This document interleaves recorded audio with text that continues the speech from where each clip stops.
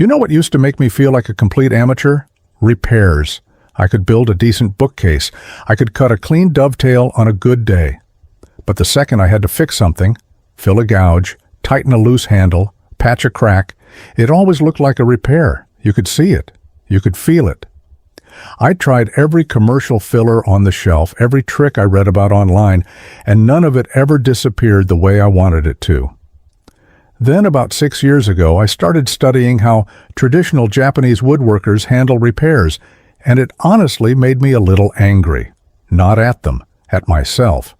Because these methods are so simple, so logical, and so effective that I couldn't believe I'd spent 30 years not knowing about them. Today I'm going to walk you through 9 Japanese repair techniques that changed how I think about fixing wood. Some of them are ancient. Some of them you can try tonight with materials you already have. And stick around to the end, because I'll show you a color-matching trick I learned from a Japanese furniture restorer that makes filled repairs practically invisible. Let's get into it. Japanese woodworking gets a lot of attention for its joinery, and rightfully so. But what most people overlook is that the Japanese repair tradition is just as refined, just as clever, and in many ways more useful to the average person working in a home shop. These are methods you will actually use probably every week once you know them. So let me give you a little background on where this thinking comes from, because it matters. It shapes every single method we're going to cover today. There's a word in Japanese, motinai, and it roughly translates to what a waste, or too precious to waste. It's not just a phrase. It's a deeply held value that runs through Japanese culture, and it absolutely runs through their woodworking. In a country with limited old-growth timber and a building tradition that goes back well over 1,000 years, throwing away a damaged piece of wood was never the first option. It wasn't even the second option. You repaired it. You found a way to make it whole again. And this wasn't just about being frugal. Japanese temple carpenters were maintaining structures that needed to stand for centuries. They couldn't tear out a damaged beam and replace the whole thing every time they found rot or insect damage. They developed specific techniques to cut away only the damaged section and splice in new wood so cleanly that the repair was as strong as the original, sometimes stronger. The same thinking applied to furniture, to tools, to everyday household items. If it could be repaired, it was repaired, and the repair itself was treated as craftsmanship, not as a compromise. When I first encountered this philosophy, I realized that most of us in the West treat repairs as something to hide, something to apologize for. The Japanese approach is completely different. A repair is just another form of woodworking. It deserves the same care, the same attention, and the same skill as building something new. Once that clicked for me, everything changed. Let me start with the one that made the biggest impression on me. In Japan, there's a traditional adhesive called sokuai. It's made from cooked rice. You take plain white rice, cook it until it's very soft, almost overcooked, and then you work it with a pestle or the back of a spoon until it becomes a smooth, sticky paste. Now here's where the genius comes in. Japanese woodworkers mix that rice paste with fine sawdust from the same species of wood they're repairing, the same board if possible. You end up with a filler that matches the color, matches the grain texture, and actually bonds to the wood fibers. I tried this for the first time on a white oak tabletop that had a couple of nail holes from a previous life. I sanded that board with 180 grit, collected the dust, mixed it into the sokuai paste until it was the consistency of thick peanut butter, and pressed it into the holes with a putty knife.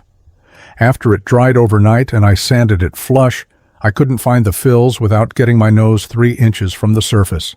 And unlike commercial fillers, it took the oil finish exactly the same as the surrounding wood. No light spots, no dark halos. It just disappeared.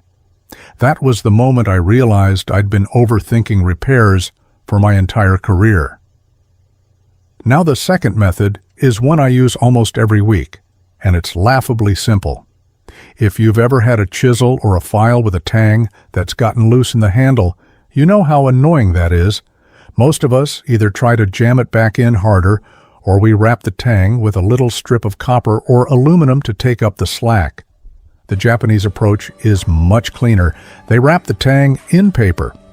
Traditional craftsmen use washi, which is a thin but very strong Japanese paper, but I've found that ordinary craft paper or even a piece of brown paper bag works beautifully. You tear a strip about 1 inch wide, wrap it around the tang in a tight spiral, and then drive the handle back on. The paper compresses between the tang and the wood, fills the gap evenly on all sides, and grips with surprising tenacity. I've had handles seated this way that lasted 3 or 4 years of daily use before needing to be redone. And when they do eventually loosen, you just pull the handle, add another wrap of paper, and seat it again. No damage to the handle, no metal shims rattling around, no epoxy to chip out. It's the kind of solution that's so obvious you wonder why you never thought of it. The third method is more involved, but it's one of the most impressive repairs I've ever seen. When a Japanese timber framer finds rot or insect damage in a structural beam, they don't replace the whole beam. They cut away only the damaged section and splice in a new piece of wood using what's called a stepped scarf joint. Picture this. Instead of cutting a simple diagonal splice, they cut a series of steps, like a tiny staircase, into the end of the existing beam and into the new piece. These steps interlock so that the joint resists being pulled apart in tension, pushed together in compression, and shifted sideways in shear, all at the same time. The version I've seen used most often has 3 steps, each about 1.5 inches deep on a beam that's 6 inches square. The new piece is cut from the same species, ideally from wood that's been air-dried to the same moisture content. When it's driven together, sometimes with a thin application of rice paste on the mating surfaces, the joint is incredibly rigid. I practiced this on a 4x4 piece of Douglas fir in my shop, and even without glue, I could not pull it apart by hand. The geometry does all the work. For anyone dealing with an old barn beam or a porch post with localized damage, this technique can save you from a massive replacement project. By the way, quick thing before we move on. Everything I am sharing today comes from years of studying ancient Eastern woodworking methods, and I have gathered the best of what I have found into a book called Kenji's Workshop. 100 techniques, detailed photos, and real hands-on craftsmanship knowledge you can take straight to your bench. Scan the QR code on screen or hit the link in the description if you want to take these lessons off YouTube and into your shop. Now, back to what I learned. The fourth method is one you might already know, but I bet you're not using it as often as you should. When you drop something on a tabletop and leave a dent, your first instinct is probably to sand it out. But sanding removes wood. It changes the surface. The Japanese approach is to raise the dent with steam. You take a clean cotton cloth, dampen it, lay it over the dent, and press a hot iron directly onto the cloth for about 10 to 15 seconds. The steam penetrates the crushed wood fibers and causes them to swell back toward their original shape. On soft woods like Hinoki cypress or our western white pine, this works almost like magic. I've raised dents as deep as a 1/16 of an inch on pine with just 2 or 3 applications. On hardwoods like oak or maple, it's less dramatic but still effective for shallow dents. The key is that the fibers need to be crushed, not cut. If the dent has a sharp edge or torn fibers, steam won't bring those back. But for the kind of compression dents you get from dropping a clamp or setting something heavy on a surface, this preserves the original surface plane without removing any material. The Japanese use this constantly, and once I started doing the same, I realized I'd been sanding away problems that didn't need sanding. Method 5 is the Dutchman patch, and while this exists in Western woodworking too, the Japanese approach to it has some details worth knowing. When you have a knot hole, a deep gouge, or a section of damage that's too large for filler, you cut it out and inlay a patch of matching wood. The Japanese method is to shape the patch first, then use the patch as a template to mark the recess on the damaged board. This is the opposite of what most of us do. We usually cut the hole first and then try to fit a patch into it. By shaping the patch first, typically in a diamond or elongated hexagon shape, you get crisp, clean edges on the piece that matters most. You lay the patch on the damaged area, trace around it with a marking knife, and then chisel out the recess to fit. The patch should be cut from the same species with matching grain direction, and it should be just a hair proud of the surface so you can plane it flush after the glue dries. When I started doing it this way, my patches went from looking like obvious repairs to being almost invisible. The sixth method deals with something we've all faced: loose joints, a chair leg that wobbles, a stretcher that pulls out, a table apron that's opened up. Most of us reach for glue and hope for the best. Japanese woodworkers use kusabi, which are thin wooden wedges, often no thicker than a playing card, driven into the joint alongside the tenon.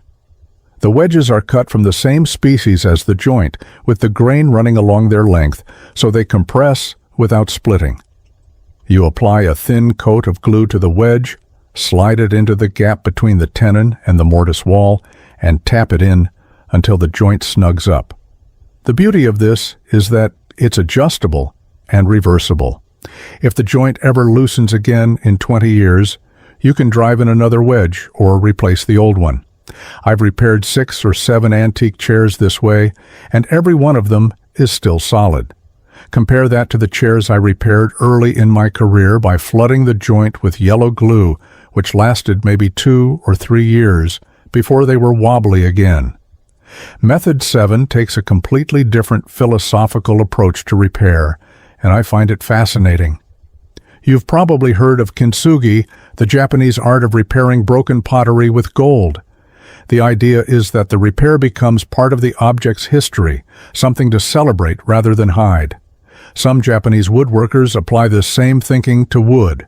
When they have a crack or a split that can't be closed, they fill it with lacquer, traditionally urushi lacquer, mixed with crushed stone dust or fine metallic powder. The filled crack becomes a visible feature, a golden or colored line that tells the story of the piece.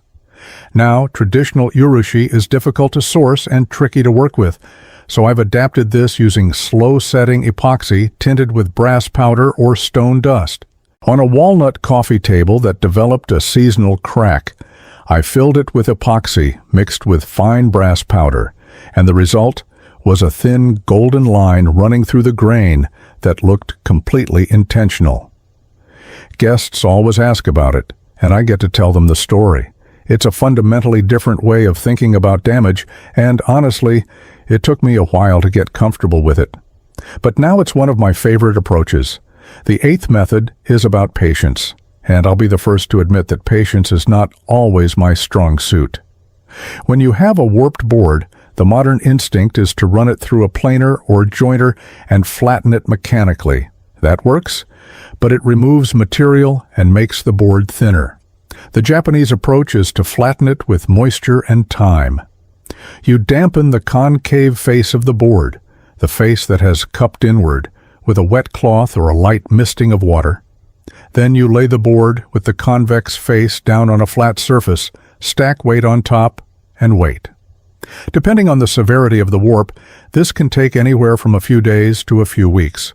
The moisture causes the compressed side to swell, and the weight encourages the board to settle back toward flat. I've used this successfully on boards up to 3/4 of an inch thick. Anything thicker than that, you're looking at a long wait and might still need a pass through the jointer to finish it off. But for drawer fronts, panels, and box sides, this has saved me from losing 1/8 of an inch of thickness that I couldn't afford to lose. The 9th and final method is something the Japanese treat as completely routine, and it changed how I approached damaged board edges. It's called Hogi, and it simply means joining a new strip of wood to an existing board.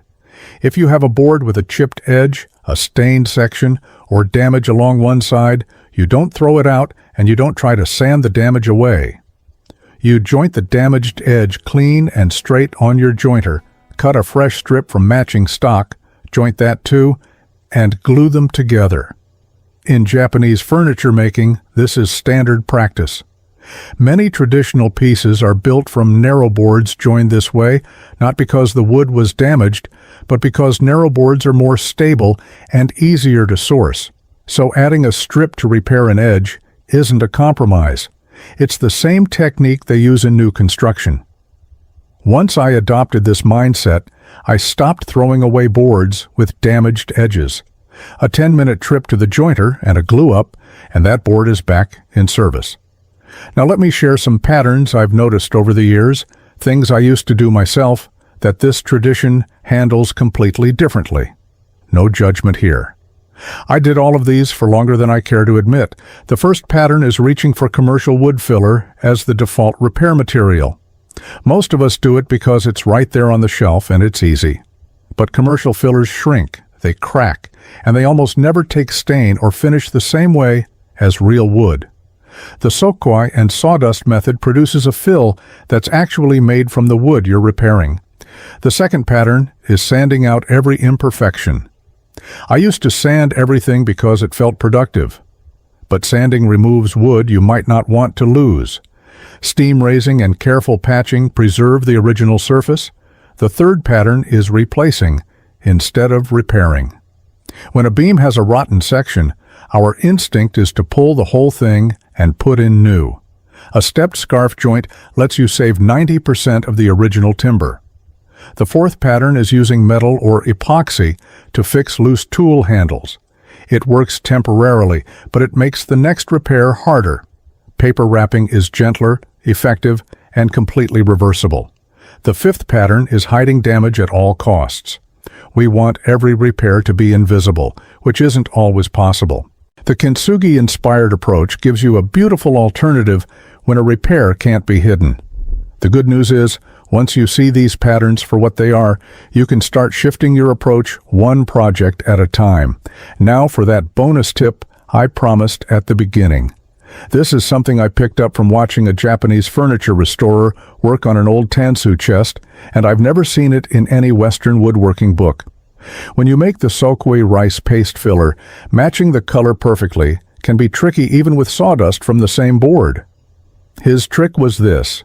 For darker woods, he mixed in a tiny amount of charcoal powder, just a pinch, made from burning a scrap of the same species in a metal can until it was completely charred.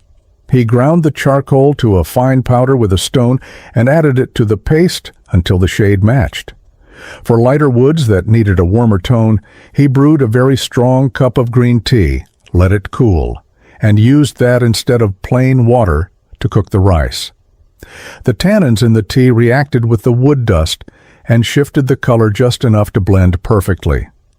I tested both of these in my shop, the charcoal method on a piece of dark walnut, and the tea method on a piece of cherry. And the results were startling. The walnut fill was so close to the surrounding wood that I needed a magnifying glass to find it. The cherry fill had that same warm, slightly amber tone that cherry develops naturally. These are the kinds of details that separate a repair that looks like a repair from one that simply vanishes. Before we wrap up, if today's video taught you something new, imagine having 100 techniques like this at your fingertips. That is exactly what Kenji's workshop is. It is my collection of ancient Eastern woodworking secrets for the modern craftsman, all in one place, with detailed photos and clear instructions. You can get your copy by scanning the QR code on screen or using the link in the description. Thanks for being here. I will see you next time.